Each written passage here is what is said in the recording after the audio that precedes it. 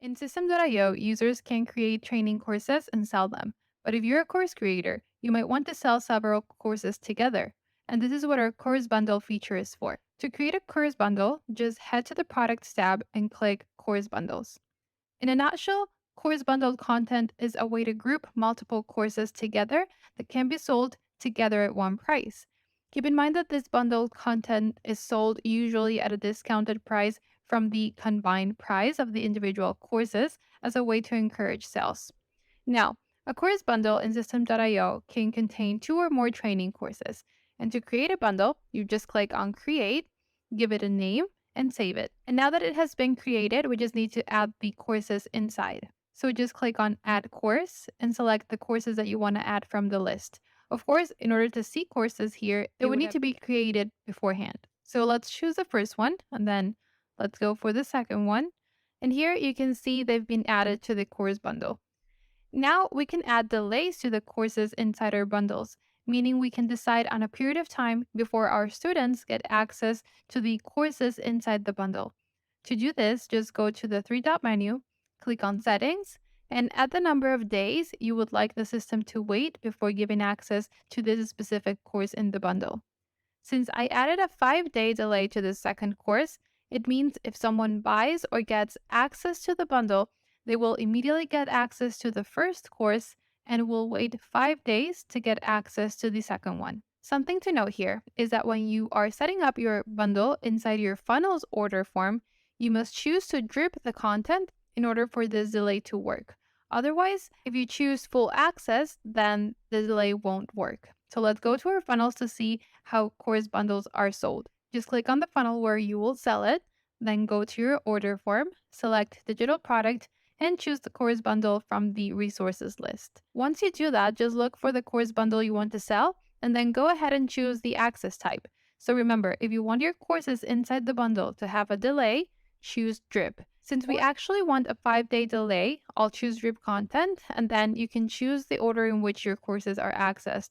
So you can choose to give them in the order you added them to the bundle. In this case, you would choose from the start, or manually select the one you would like to give access to first. Now let's take a look at the options we have for a course bundle. So if you open your bundle's three-dot menu, the first option is to view the bundle. By clicking on it, you'll open it, and then you can edit the content of your bundle. You can add more courses or remove courses.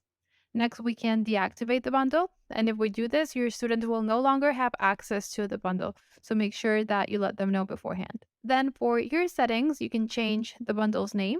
Keep in mind, this name is only visible to you or the owner of the account.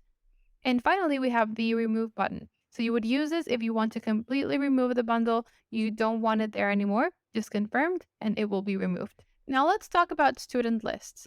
This is the option right below course bundles in the Products tab. You would come here to see all the students who are enrolled in at least one of your courses.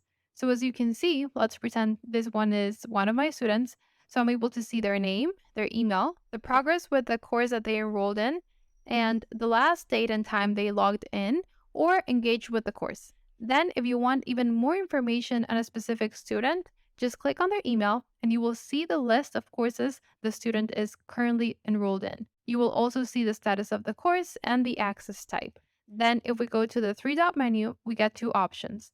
The first one is to dismiss or remove the student's access to the course. So if you click here, they will lose their access completely.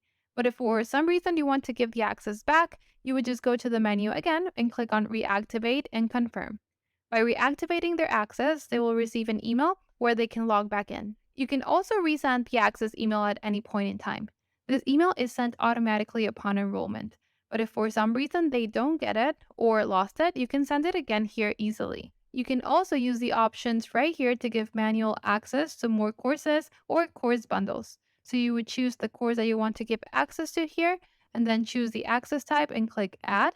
And the same goes for bundles. If you wanted to add a specific student to a bundle, you would just look for it here and click on Add.